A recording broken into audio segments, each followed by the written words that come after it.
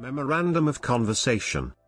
Memorandum of Conversation, abbreviated, MEMCON, and also Memorandum of a Conversation and Memo to the File refers to a method of contemporaneous documentation of a conversation in the form of a memorandum used by the United States federal government. The Weekly Standard characterized the use of the tactic in the U.S. government as among the most basic ways of Washington.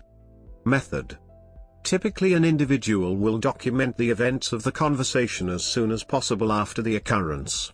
All material statements and discussed items are quoted and described as accurately as possible soon after the discussion and filed for future reference. MEMCONs function as documentation of historical events, such as conversations between heads of state and law enforcement officials.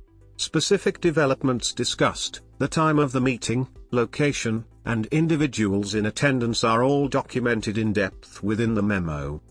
United States Department of Justice attorneys and Federal Bureau of Investigation special agents commonly make use of memoranda of conversation. A majority of intermediate rank managerial staff and bureaucrats within the U.S. federal government consistently make use of the method.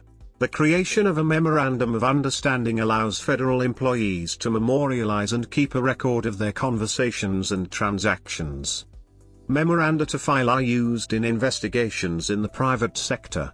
For example, the fraud unit of a large corporation may use memoranda to file, to report individual interviews and significant telephone conversations. Generally, the memorandum will show the name of the author, date of preparation, the case name or number, and the specific subject covered.